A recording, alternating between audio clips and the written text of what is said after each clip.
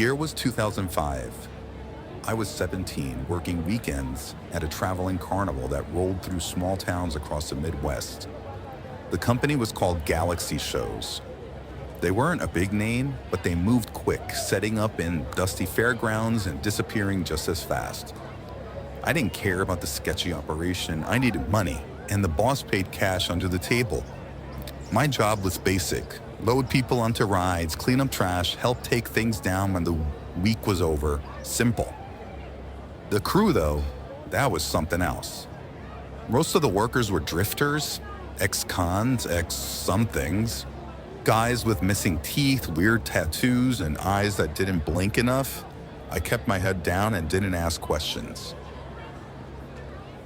One of the older rides was a gravitron, the spaceship-looking one that spins so fast you stick to the walls while the floor drops out. Ours was beat up and loud, with a dent in the side panel and fading neon lights, but it worked, mostly, and drew big crowds. People always said it felt weird inside, like the ride spun faster than it should, like gravity bent too far. A few times, kids came off pale, shaky, or crying, but no one got seriously hurt, so the show went on. The carnival had just set up in Cedar Mill, a quiet Indiana town with a population that probably doubled when we arrived in. It was Saturday night, and the air smelled like fried dough, gasoline, and corn husks. I was sweeping near the gravitron when I noticed her. A girl, maybe 12, skinny, red hoodie, nervous energy. She was standing in line alone. I remember her because she kept looking over her shoulder like someone was following her. I asked the guy near me, "Is she with anyone?" He shrugged. Probably ran ahead of her folks. I watched as she stepped into the gravitron when it was her turn. The doors closed behind her. A few minutes later, the ride ended. The crowd stumbled out, laughing and unsteady. I counted instinctively that something fell off. The girl wasn't among them. I waited. Then I walked up to the operator. "Hey, the girl in the red hoodie, did she come out?" He furrowed his brow. "Don't think so." "You sure she got on?" "Yeah, I watched her go in." He looked concerned, stepped into the ride, did a quick walkthrough, and came back out. No one in there. We thought maybe she slipped out fast, ran back to her parents.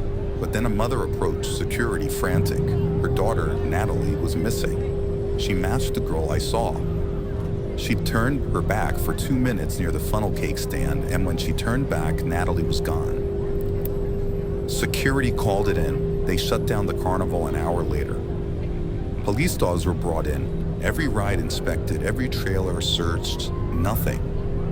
But one of the dogs reacted strangely near the back of the gravitron, where the generator and storage compartments were. They opened it up, crawled through the ride's base structure, found a few candy wrappers, a torn shoelace, a hairband, but no Natalie, no body, no signs of a struggle, no blood, and no reason. The operators and staff were interviewed. No red flags, everyone accounted for. Galaxy Shows cooperated, but the event made the local news and tanked their reputation. They were gone within the year. I quit the next morning, couldn't stop thinking about it, how someone could just disappear, no explanation, no trace. 15 years passed. I barely talked about it. No one brought it up anymore. Then last summer I was driving through Tennessee on a back highway and I saw it. A small pop-up carnival, just a few rides in a gravel lot behind the gas station. And there it was. The gravitron. Same faded paint, same dent in the side panel. I slowed down, watched. Everything looked normal. Parents, kids, cotton candy. And then I saw her. A girl, maybe 11 or 12, stepping into the ride alone, wearing a red hoodie. My blood ran cold. The ride started spinning. Lights flashed. I parked the car, ran towards the gate. By the time I reached the ride, it had stopped. People were stepping off, dizzy, laughing, but not her. I asked the attendant, panicked. "The girl in the red hoodie, did she come out?" He looked confused. "Red hoodie?" I scanned the crowd. She was gone. I waited for someone, anyone to come looking for her, a parent, a friend, nothing. I left. I drove to the nearest police station, filed a report, described everything. They checked. By the time officers arrived, the carnival was gone. Packed up, no trace left in the lot. No one had permits on file, no records of the setup, no business name, just vanished. I check the news now more than I used to. Missing persons bulletins, strange carnival sightings. Once in a while, I'll see one. Always the same. A small fair appears overnight, no paperwork, no history, and someone goes missing. Always a kid. Always alone. If you ever see a gravitron in the middle of nowhere, faded paint, dented side, keep walking. Because some rides don't just spin, they take.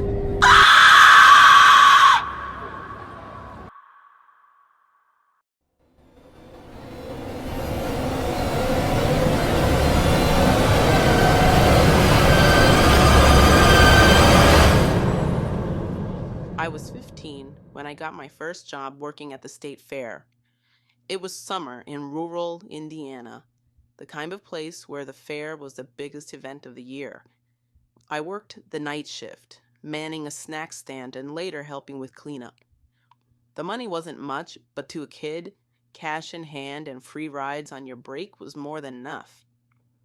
That summer, the fair had a new attraction, an old tilt-a-whirl ride that was bought used from a defunct traveling carnival. It looked rickety and rusted, but the lights still flickered like fireflies, and the screams of kids as they spun in their painted carts made it seem safe enough. They called it the whirlwind. I didn't think much of it until one night during cleanup. I heard a strange metallic clatter behind the ride.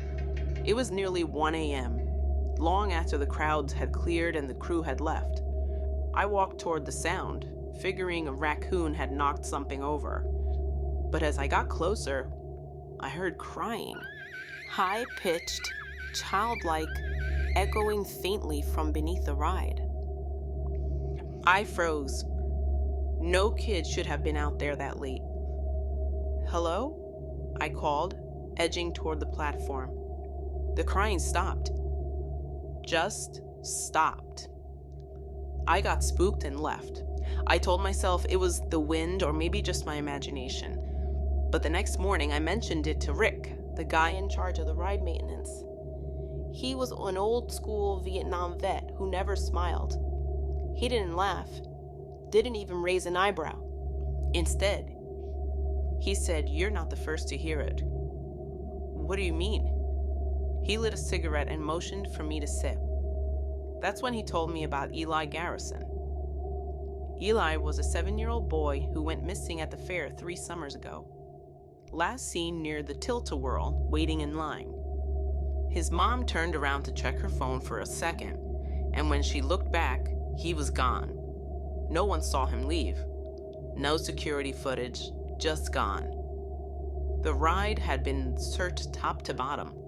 Cadaver dogs brought in, nothing.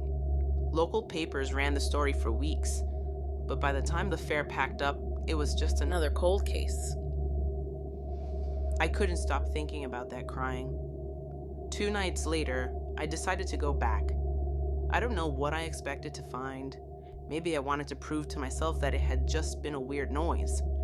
It was around 12:45 a.m. when I slipped under the yellow caution rope and walked behind the tilt-a-whirl. The lights were off, but the air was thick with the oily scent of rust and motor grease. I crouched near the metal undercarriage, listening. Then, clear as day, a whisper. Help me. I jumped back so fast I scraped my hand on the concrete. But I didn't run. I couldn't. I got down on my stomach and crawled forward, aiming my phone's flashlight into the shadows. And then I saw them. Tiny fingers, reaching through a narrow vented panel beneath the platform. I screamed and scrambled backward. When I aimed the light again, the hand was gone. I ran to Rick. He didn't argue. He grabbed a crowbar and a flashlight and followed me back. We pried open the panel. The space beneath was a crawl space, maybe 4 feet deep, littered with candy wrappers, coins, and bits of broken plastic. And in the far corner, Rick found something wedged behind a crossbeam. A child's shoe. Faded red canvas, size 2. It was covered in dust and grime, but the name written inside the tongue was still visible. Eli. We called the police. They closed the ride, dug up the platform, combed the soil. They never found a body, but they found more shoes. 3 of them. All small, all different brands, all belonging to missing children who had vanished from other county fairs in the region, some dating back over 10 years. The whirlwind had changed hands more than once. It had been at carnivals in Kentucky, Ohio, and Pennsylvania. Every place it went, it seemed a child disappeared. It was never enough to raise suspicion, never in the exact same way, but the pattern was undeniable once you looked. The state shut the ride down permanently, hauled it off for scrap. I thought that was the end of it, until last year when I came across a Reddit thread about cursed carnival rides. Someone posted a blurry photo of an old tilt-a-whirl they'd seen at a traveling fair in southern Georgia. The colors were faded, but unmistakable. Red and teal swirls on the side panels, and a crack across the third cart from the left. It was the same ride. Somehow it had resurfaced. They'd renamed it Spin-O-Rama. I tried to contact the person who posted the comment, but their account was deleted. I don't know who keeps buying that ride or why it always ends up in places with lax regulations. But I do know this. When I close my eyes at night, I still hear that faint whisper beneath the steel. Help me. And sometimes even worse. I hear the ride running, even when there's no fair in town. The whirring of old motors, the clink of chains, and laughter. Childish. Hollow. Wrong. If you go to the fair this summer and you see an old tilt-a-whirl with peeling red and teal paint, don't get on it. Don't let your kids near it. And whatever you do, if you hear crying after midnight, walk away. Because some rides don't want you to leave. They want you to stay. Forever.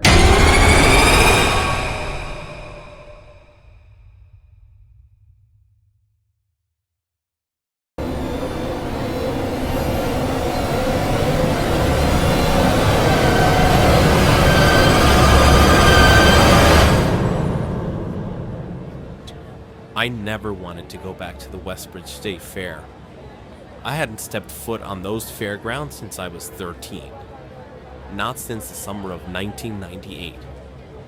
The summer of the incident.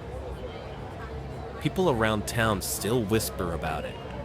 Some say it was just a tragic accident. Others, like me, know better. What happened inside the funhouse wasn't just misfortune. It was a warning that went ignored, and I've carried the weight of it for over 2 decades. It was a blazing July day when my best friend Danny and I begged our parents to let us go. We'd saved up chore money for weeks. All we wanted was corn dogs, tilt-a-whirl rides, and to win some cheap stuffed animals. But what we really were excited about was the Labyrinth of Laughs, a towering funhouse newly added to the fair that summer.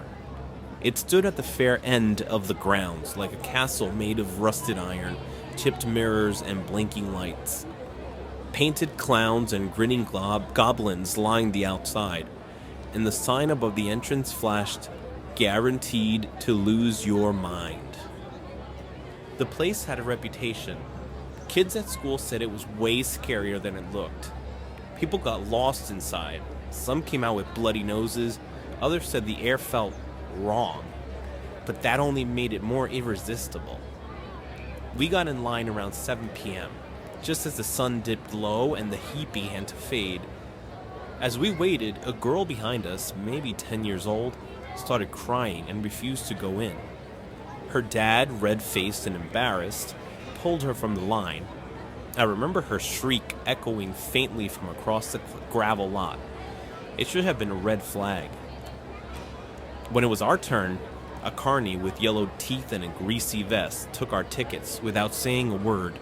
He just nodded at the gaping entrance and open mouth of a clown with chipped teeth and motioned us through. The first few rooms were what you'd expect. Tilted floors, strobe lights, a spinning barrel tunnel that made me stumble into the mirrored wall. We laughed, shoved each other playfully, and kept moving. But the deeper we went, the less funny it got. The light started to flicker and hum, and the temperature dropped, not like a fan was on, but cold, damp air like being underground. The mirrors were dirty, smudged with something that looked like old handprints. Some of them smeared downward like someone had slid while trying to hold on. We walked into a corridor where the walls pulsed with red light, and the floor felt sticky. I remember the smell. Not sweat, not mildew, like iron. Danny turned to me, his face pale. "This place gives me the creeps," he whispered. "Let's just finish it," I fed. But as we moved to the next section, a hall of crooked doors, Danny opened one that slammed shut. I turned the knob, banged on the panels, nothing. "Danny?" I called. No answer. I ran to the carny at the front, but he wasn't there. I yelled for help. No one came. The music from the carousel outside drowned out everything. Finally, after what felt like forever, Danny reappeared at the exit. His shirt was torn, his arms scratched, his face was blank. I ran to him. "What happened? Where did you go?" He wouldn't talk, just stared ahead and whispered, "Don't go in that door." He never told me what he saw. Within days, he stopped coming to school. His parents said he had a breakdown. Night terrors, panic attacks, paranoia. They moved out of state before the month was over. A week after that, the funhouse was gone. Dismantled overnight. Rumor was a teenage boy named Kyle Henderson had gone in the day after us and never came out. The fair claimed he left on his own, but his bike was still chained outside. His wallet and phone were found near the exit ramp. No one saw him leave. No one saw him again. I didn't talk about that summer for 20 years. But last year, my niece Emma begged me to take her to the Westbridge Fair. She was 11, bright, bubbly, and too excited to be told no. I hadn't been back since that night, but against my better judgment, I agreed. The fair was mostly the same vendors, same rides, but one thing caught my eye, a new attraction. The Grinning Gauntlet, a massive 3-story funhouse with a familiar chipped paint job and a clown mouth entrance. I felt sick. Emma tugged my hand. "Let's go in." I hesitated, but the lights, the music, the people, it felt different now, maybe safer. "Okay," I said, "but stay close." Inside, it was eerily similar. The tilting floor, the mirrored hall, the spinning barrel. But then we entered a section I knew too well. The corridor of red lights and sticky floors. And I smelled it again. Iron. Emma clutched my arm. "It's cold." We moved quickly, trying not to show fear. I scanned the doors, praying I didn't see the one Danny had gone through. Then Emma gasped. A door at the end of the hallway creaked open on its own. "No," I whispered, "not that one." But Emma was already stepping toward it. I lunged, grabbing her hand and yanking her back. We bolted for the exit, pushing past other guests and bursting out into the humid night air. She was shaken, but safe. I turned around, and the door at the end of the hallway was shut again. That night, I stayed up researching. Turns out, the Labyrinth of Laughs was shut down in 1998 after structural concerns and missing persons reports piled up. It was sold to a different company, rebranded, and quietly moved around from fair to fair. Different names, same structure. A trail of disappearances followed. Kyle Henderson's body was never found, but in 2017, a ride inspector found a sealed maintenance shaft beneath the old funhouse when it was being relocated. Inside were bones, small ones, partially buried under insulation and rotted wood. The report never made the local news. Settlements were made, the ride was sold again. Now they call it the Grinning Gauntlet. I filed a report. Nothing came of it. Emma doesn't remember much, just that it was creepy and that you got really scared, Uncle Sam. I haven't been back since. I won't. But if you're ever at a fair and you see a towering funhouse with a clown mouth entrance and a strange cold breeze near the exit, don't go in. Especially if one of the doors opens by itself. And if you do, don't go through it. Some doors don't lead out. They lead under. And what waits under there has been hungry for a long, long time.